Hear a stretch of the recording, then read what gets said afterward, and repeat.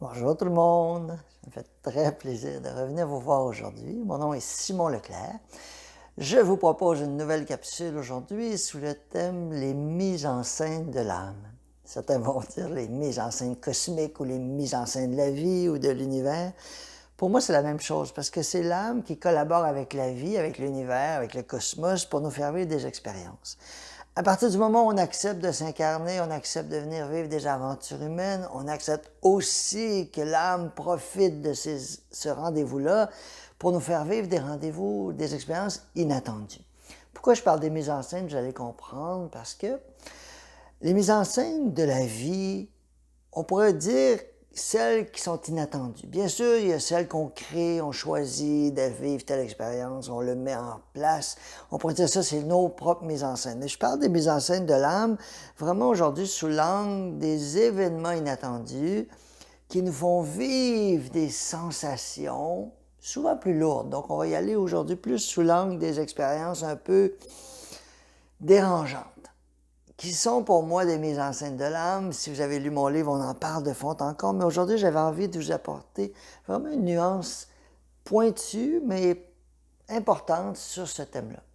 Donc, les mises en scène de l'âme, d'abord, ce sont des scénarios qui sont créés, le mot le dit, par l'âme, mais en collaboration avec la vie pour nous faire vivre des expériences inattendues, mais surtout pour que ces expériences inattendues réveillent des émotions qui, elles, ne sont pas du tout attendues, ne sont pas du tout inattendues, pardon.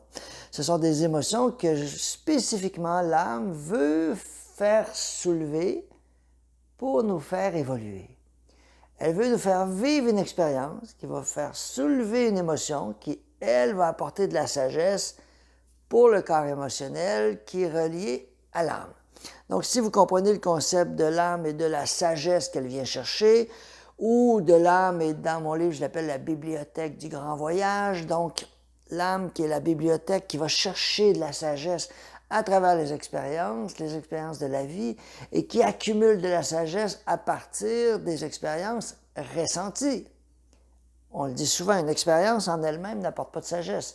C'est l'expérience qu'on prend le temps de ressentir et d'intégrer au niveau du corps émotionnel. Donc, une expérience, si par exemple on vit de l'abandon, de la trahison ou de la méfiance, où on a l'impression que quelqu'un veut nous arnaquer, bien sûr, on peut consulter tous ses amis, aller voir sa famille, puis demander des avis. Qu'est-ce que tu en penses? J'ai l'impression que cette personne-là est croche, elle veut m'avoir. Puis on peut aller chercher toutes les expériences, puis ensuite avoir des points de vue extérieurs. Quelqu'un qui va nous dire, ben non, pas du tout, je le connais, c'est quelqu'un de fiable. Un autre va nous dire, ben peut-être, si tu te méfies, peut-être que tu devrais écouter ta petite voix. Tout ça est intéressant. Mais aujourd'hui, l'angle que je vais vous amener, c'est vraiment la mise en scène qui est derrière. Prenons cet exemple-là que je viens de donner. On veut, je ne sais pas, collaborer avec quelqu'un. Puis d'un coup, on commence à voir des histoires louches. On le voit parler en coulisses avec quelqu'un qu'on trouve louche. Puis on se dit, ah, il y a anguille sous roche, il y a quelque chose de bizarre. J'ai l'impression que cette personne-là veut m'avoir. Elle veut me manipuler. Et là, je commence à me méfier. En soi, on va dire, ben parfait. Si tu sens que c'est préférable de te méfier, méfie-toi. Mais derrière cela, il y a une mise en scène. Et c'est vraiment là où je veux en venir. Il y a une mise en scène créée par l'âme, non pas pour qu'on se méfie de Albert, Nathalie, Martine ou peu importe, mais qu'on génère à l'intérieur de nous une émotion de méfiance qui est probablement présente à d'autres aspects de ma vie, qui fait qu'un autre rendez-vous, je me dis, ah, je ne peux pas faire confiance, je vais me méfier. Je me souviens qu'à l'époque, j'ai fait confiance, j'aurais pas dû, donc là, il faut que je me méfie. Puis là, j'ai appris ma leçon, il y a des gens qui sont croches, qui sont des manipulateurs, il faut que je me méfie de tous ces gens-là, et là, j'avance dans la vie, convaincu qu'il y a des manipulateurs, qu'il faut que je me méfie des gens qui veulent m'en passer une petite vite, me manipuler. Et là, je vais avancer dans la vie avec ce regard-là, et vous aurez compris que, puisque j'ai le regard qu'il y a des manipulateurs un peu partout, la mise en scène de l'âme va faire en sorte que je vais attirer des manipulateurs. Bien sûr, ma personnalité va dire, ben non, moi je vais attirer des gens nobles, francs, honnêtes, sincères. Mais l'âme, elle se dit pas qu'est-ce que la personnalité veut. Elle se dit qu'est-ce qu'il y a d'emmagasiné dans les mémoires qui n'ont pas été gérés et qui cherchent ma lumière. Donc l'âme, elle ne vient pas avec un manuel, chère partie de moi incarnée, voici comment je vois la vie, j'aimerais ça t'enseigner ceci, cela. L'âme, elle n'enseigne pas de cette manière-là, elle nous fait vivre des expériences qui sont inattendues. Et à travers la méfiance qui se réveille en moi envers quelqu'un, un collaborateur futur potentiel ou tout ça, je réveille des émotions de méfiance. C'est-à-dire, je vois un scénario extérieur qui réveille la méfiance. Et le problème, c'est que beaucoup de gens, à cette étape-là, vont essayer de contextualiser, de vérifier, en d'autres termes, c'est quoi, si c'est vrai. Ah, je me méfie de cette personne-là, est-ce que je devrais m'en méfier? Je vais aller voir son CV, je vais aller voir son parcours, je vais consulter des gens qui l'ont consulté. Voyez-vous, je vais aller voir pour valider ce que je ressens. Mais le problème, c'est pas, je parle pas d'intuition, je parle vraiment d'une émotion. Mon Dieu, j'ai l'impression que cette personne-là veut m'avoir. Donc, c'est une émotion, je parle pas d'une intuition, je me réveille le matin, puis ça me dit de tourner à droite ou à gauche. Ça, on est plus dans le monde des intuitions, mais là, je parle vraiment d'une situation qui réveille une émotion. Donc, cette émotion-là, elle est la messagère, mais elle fait partie d'une mise en scène pour nous réveiller à l'intérieur de nous la méfiance.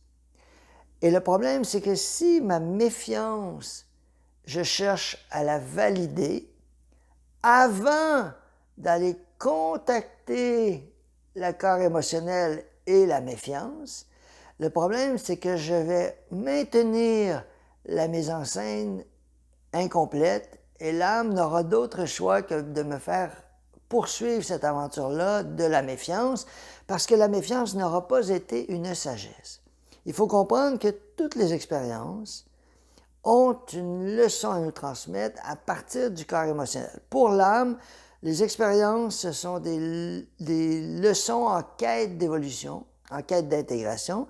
Et lorsque j'intègre la leçon pour l'âme, c'est comme si elle se dit « Ah, enfin, j'ai compris la méfiance. J'ai compris c'est quoi de se promener partout et de craindre la manipulation, la méfiance. Peut-être qu'à l'adolescence, vous avez été ridiculisé, puis tout d'un coup, vous avez trop fait confiance. On vous dit, vois-tu, dans la vie, il ne faut plus faire confiance, il faut toujours se méfier, vérifier. Il y a des gens qui vont manipuler. Là, tout d'un coup, on est parti dans la vie avec ce thème-là. Bien sûr, il y en a de la manipulation.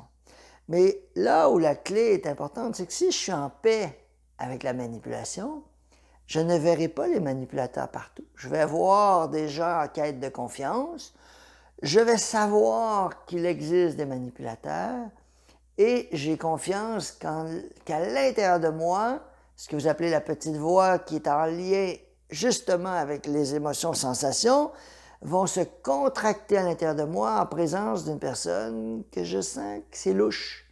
Je veux dire, je ne suis pas certain. Je ne sais pas pourquoi, mais il y a quelque chose en dedans de moi qui se contracte. Mais ce n'est pas une émotion en lien avec un événement qui est vécu, c'est comme une sensation. Je ne sais pas pourquoi, je n'ai pas envie trop de collaborer avec cette personne-là.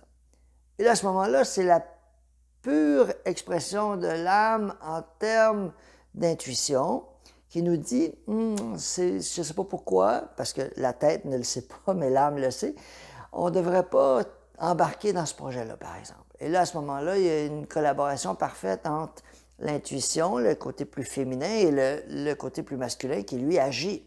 On agit, tout d'un coup, l'intuition nous dit « Ah, tourne à droite. C'est peut-être pas à gauche le chemin, il y a quelque chose qui bloque. » Et là, on a l'impression qu'on est en connexion. Mais le problème, c'est que si cette intuition-là est mélangée avec des quêtes de sagesse de l'âme, bien là, à ce moment-là, l'intuition ne sera pas au point zéro en paix. C'est-à-dire, j'avance dans la vie et tout d'un coup, il y a une porte qui se ferme, j'ai l'impression que, c'est pas là que je vais plutôt aller là. Ça, c'est une collaboration naturelle avec la vie. Maintenant, si on ajoute une mémoire là-dedans, bien là, la mémoire qui dit, ah, méfie-toi. Méfie-toi des gens, tu peux pas faire confiance. Tu sais, ton père te l'a dit, ta mère te l'a dit, ton oncle s'est fait avoir, il a perdu de l'argent, faut plus faire confiance à personne. Et là, c'est plus du tout le même regard. C'est pas j'avance dans la vie et mon intuition me dit, ah, je sais pas pourquoi je peux pas aller là. C'est je projette à l'extérieur des gens qui vont me manipuler, j'en vois partout, je cherche les bonnes personnes en sachant qu'ils vont peut-être me manipuler. Et là, j'arrive dans la vie et qu'est-ce que l'âme va faire? Elle va créer des mises en scène qui ne seront pas nécessairement vraies. Et c'est vraiment là où je vais vous amener aujourd'hui. Les mises en scène de l'âme, ce sont des mises en scène. Ça ne veut pas dire que c'est la vérité.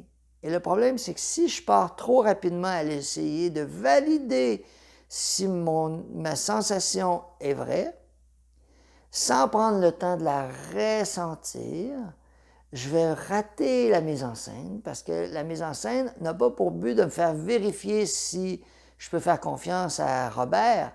La mise en scène, c'est pour soulever la méfiance envers Robert qui a contacté une personne que je pense qu'il n'y a pas de confiance. Je l'ai vu, il me semble, faire cacher de l'argent. J'ai vu faire une opération comptable. J'ai l'impression que c'est louche son histoire.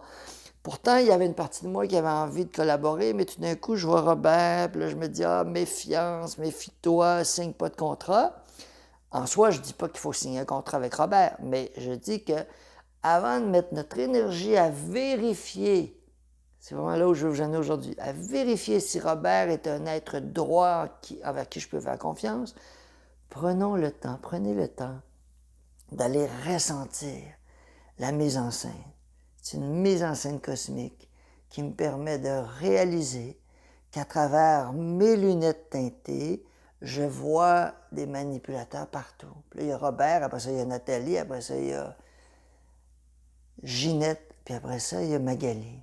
Et là, je me projette à l'extérieur, dans mon monde intérieur, et si on ne comprend pas ce concept-là, on inverse l'équation, parce que l'âme, elle crée les scénarios, elle attire les Magali de ce monde pour réveiller la méfiance, et à l'intérieur de moi, je m'en vais vérifier si je peux faire confiance à Magali ou à quelqu'un d'autre. Je m'en vais me sentir soutenu par des gens qui vont dire « Ah oui, je suis d'accord avec toi, tu ne devrais pas faire confiance, il y en a des manipulateurs partout. » Et là, voyez-vous, je suis en train de reproduire la mise en scène parce qu'au lieu d'aller chercher la leçon, je vais vous parler de la leçon dans quelques instants, mais au lieu d'aller chercher la leçon, je projette à l'extérieur ma mise en scène et je la maintiens active parce que je ne prends pas le temps de la ressentir.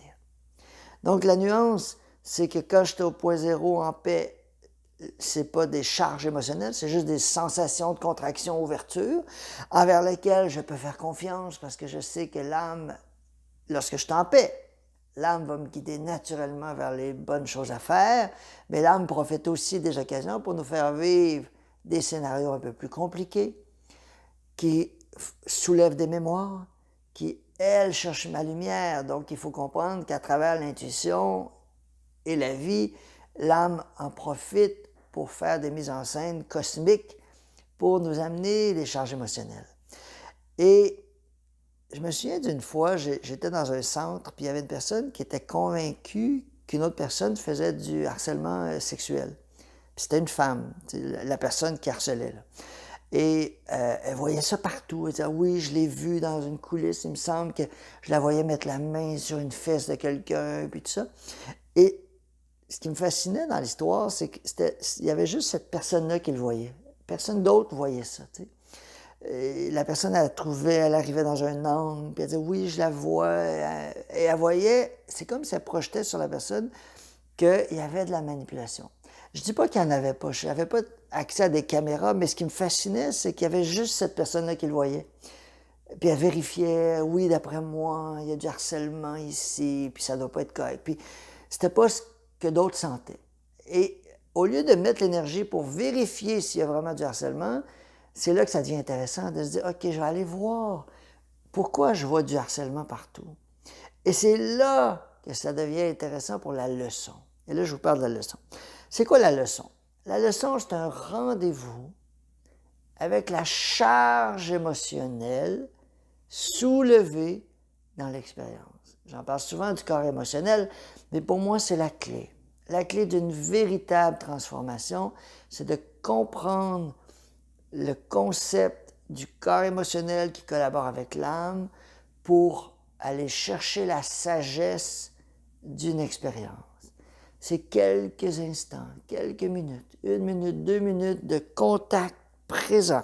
On s'assure d'être bien, bien présent, présente dans son corps. On soulève l'émotion et on contacte l'émotion en y pensant. On pense, OK, manipulation, Robert veut manipuler. Puis là, on soulève l'émotion, je vais me faire manipuler, j'ai peur de me faire manipuler. C'est la honte, je ne peux plus faire confiance en personne. Voyez-vous, et tout ça a besoin de se dégager, a besoin d'être vécu, ressenti.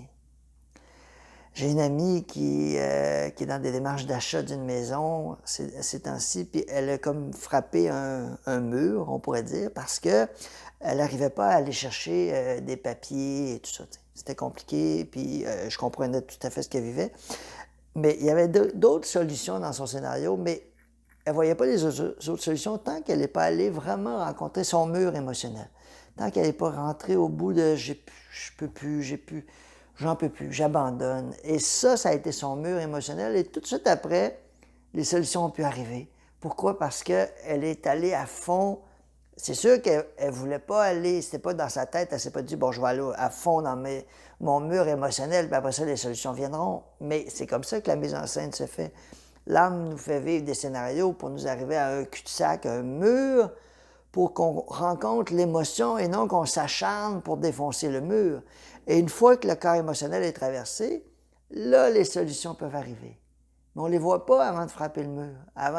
Puis le frapper le mur, ça peut être gros, mais avant de confronter la situation. Donc, on n'est pas obligé de frapper un mur pour évoluer, vous comprenez, mais quand on vit un scénario qui est mis en scène par l'âme, c'est très important, du moins de mon point de vue, avant d'aller vérifier la vérité, puis la vérité est influencée, puis elle est variable, mais la vérité du scénario, avant d'aller vérifier la vérité du scénario, prenez le temps de vraiment ressentir ce qui est là. Ressentir. Qu'est-ce qui est là? Pas qu'est-ce que l'autre avait l'intention de faire. Ça, c'est pas ressentir ce qui est là, parce que ça n'a aucune importance. C'est une mise en scène. Ça n'a aucune importance si l'autre avait vraiment l'intention de me manipuler, ou si l'autre veut m'avoir, ou si l'autre rit de moi, parle de moi en cachette, monte un complot contre moi. Ça n'a aucune importance dans un premier temps. Bien sûr, on va le gérer plus tard. Mais on n'a pas besoin de gérer ça. On a besoin de ressentir les émotions soulevées par la mise en scène. Quelques instants, 1 minute, 2 minutes. Et après, la situation se calme. Donc, on doit le nommer, ressentir, bien présent dans son corps, et après quelques instants, la situation se calme. Et les regards, les verres fumés s'enlèvent. Tout d'un coup, il y a une situation qui s'allège et on commence à voir des résolutions, on commence à voir des solutions. Alors que quand on est pris avec la mise en scène, si on cherche juste à aller à l'extérieur, la valider, confirmer, changer le scénario, changer notre perception. Voyons donc, tu devrais faire confiance à Magali, c'est quelqu'un de fiable.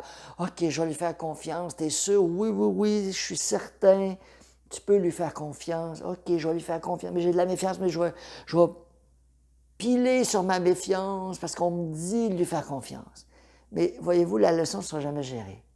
Parce que elle va être gérée autrement. L'âme va reprendre le scénario et elle va remettre une autre mise en scène un peu plus tard. Une autre mise en scène. Et je sais qu'il y a des gens qui sont élevés avec la méfiance parce qu'ils ont dans leur famille des historiques de méfiance. Moi, mon papa avait fait une faillite, je l'ai déjà raconté. Puis pour nous, la méfiance, parce qu'il est arrivé aussi un scénario où il avait fait confiance à des gens. Bon, lui portait la méfiance, mais pas nécessairement une méfiance, méfie-toi de tout, mais lui avait une historique où il s'était fait avoir. Donc, il est en colère par rapport au fait de s'être fait avoir, et ce que moi j'ai appris, c'est pas tant la colère envers les gens, mais que à tout moment, l'abondance peut partir. À tout moment, ça débarque et on ne sait plus trop. Et pendant des années, j'avais ce regard-là sur l'extérieur. Et pour moi, c'était pas tant la méfiance que la sensation qu'à tout moment, l'abondance arrête. Et à chaque fois que j'entendais des histoires de récession en vue, j'écoutais la télé, la récession s'en vient, le taux d'intérêt monté, les impôts vont augmenter cette année. Voyez-vous, chaque fois que j'entendais ça, faillite. Et cette émotion-là, pour moi, je ne la conscientisais pas parce que j'essayais de me rassurer. Je vais aller voir des gens qui s'y connaissent. Est-ce que tu comprends l'impact de cette loi-là? Est-ce que ça va avoir ci? Et je ne comprenais pas qu'au lieu d'aller contacter mon corps émotionnel, j'essayais d'aller à l'extérieur valider, transformer les événements extérieurs. Mais pour moi, cet événement-là extérieur, ou ces événements-là extérieurs, avaient un seul but, me faire soulever la charge émotionnelle, qui, elle, disait quoi? Elle disait, à tout moment, l'abondance va s'arrêter. Et si j'avais cette charge émotionnelle-là, ben c'est celle-là qui cherche ma sagesse. Donc l'âme me mettait dans des scénarios extérieurs pour soulever l'instabilité financière, qui, elle, faisait écho avec une historique réelle, mais qui restait une historique. Si on parle à un voisin, lui, il n'a pas vécu ça, donc c'est pas la même histoire. Puis même dans ma famille, j'ai des frères plus vieux qui, eux, n'ont pas vécu la même histoire parce qu'eux, ils s'en allaient dans le marché du travail au moment où la faillite est arrivée. Donc, pour eux, il n'y a pas eu d'impact. Moi, j'avais 12 ans, donc à 12 ans, on est dépendant. Et ça m'a marqué plus. Donc, voyez-vous, c'est là que ça devient intéressant de travailler avec les mémoires, non pas pour aller à l'extérieur, valider leur contenu, confirmer, mais pour prendre le temps de s'arrêter, de dire, si moi je vois ce scénario-là, c'est parce qu'il a quelque chose à m'apporter à moi, pas nécessairement au voisin, à moi.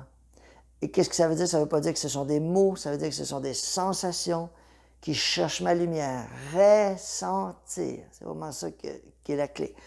Ressentir dans le corps ce qui est à l'extérieur. Et à ce moment-là, la mise en scène de l'âme va aller chercher, apporter sa sagesse. L'âme va évoluer à travers le scénario ressenti et elle va pouvoir passer à un autre appel, continuer le chemin en sachant que cette expérience-là, elle est complétée. Alors que si j'évite le rendez-vous de la sensation de l'événement, l'âme n'aura d'autre choix que de recréer un autre scénario futur dans lequel les mêmes émotions vont être soulevées, jusqu'à ce que j'en ai extrait la sagesse. En des termes simples, c'est ce qu'on appelle l'évolution. C'est comme ça qu'on évolue sur Terre. Du moins, c'est comme ça que j'ai découvert la relation avec le corps émotionnel et que j'accompagne les gens dans des consultations individuelles, mais dans mes enseignements en général pour comprendre cette dynamique-là. C'est du moins ce que moi j'ai compris. C'est pas la vérité, c'est ma vérité, mais c'est une vérité qui résonne avec beaucoup de gens, en tout cas, à tout le moins avec les gens qui me consultent, ou qui viennent chercher les enseignements.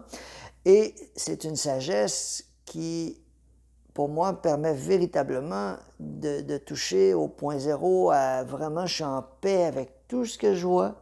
Et là, je fais de véritables choix. Je choisis d'aller là et là, tout en moi s'y dirige parce que je suis en paix. Je ne suis pas en réaction, je suis juste à avancer, en connexion avec mon monde intérieur qui me dit tourne à droite. Ah, pas là, je ne sais pas pourquoi, je vais aller là. Ah oui, là, c'est là.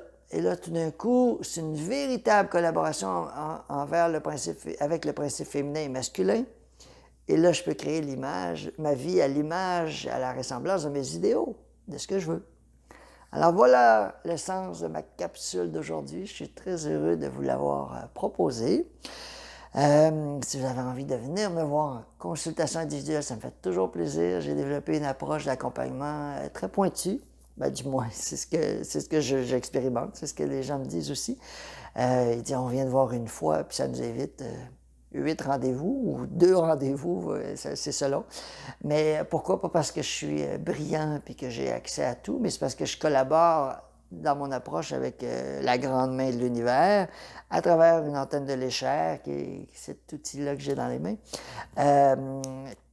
Donc, c'est une combinaison de mon intuition et de l'antenne de l'échelle qui me permet d'aller très, très pointu avec les expériences que les gens ont vécues. C'est comme si on met dans la marmite le thème qu'on travaille et on utilise les outils intuitifs, connexion avec la source à travers moi, à travers nous, et l'outil de radiesthésie pour aller vraiment à des endroits très précis, chercher une expérience qui n'a pas été gérée, qu'on n'a pas vue à l'époque et qui soulève les mêmes émotions que le problème qu'on rencontre aujourd'hui.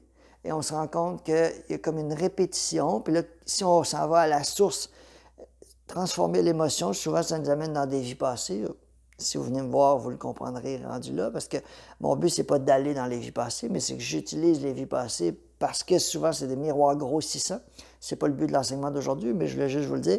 Et à ce moment-là, on va prendre la charge émotionnelle qu'on va ressentir, et ça va nous donner une meilleure perspective par rapport à ce qu'on vit actuellement. Et ça va permettre à l'âme d'aller chercher la sagesse de façon très accélérée, pointue. Et ça nous ramène au point zéro, là où on peut transformer sa réalité. Voilà, c'est pour ça que les gens en consultation me disent souvent que la situation change presque instantanément. C'est pas moi, je fais rien dans l'équation autre que de replacer les gens avec eux-mêmes. Mais c'est merveilleux parce que quand on le fait, ça permet un dégagement et de nous rapprocher encore plus de nos idéaux. Alors voilà, c'est ce que j'avais envie de vous partager aujourd'hui. Si vous voulez venir à mes ateliers, là on va beaucoup plus loin par contre. Bien plus loin. C'est pas plus loin en termes de hauteur, mais c'est que si vous avez lu le livre, la fin du livre, toute la relation avec la source à l'intérieur de nous et à l'extérieur, c'est vraiment ce volet-là qu'on prend, mais qu'on l'amène 2.0. On l'amène dans une expérience initiatique qui dure une journée. Alors, vous aurez toutes les dates des prochains ateliers à la fin de cette vidéo et vous avez aussi les renseignements sur mon site pour aller chercher les informations pour les consultations individuelles. Alors, je vous souhaite une très belle journée. Merci, au revoir.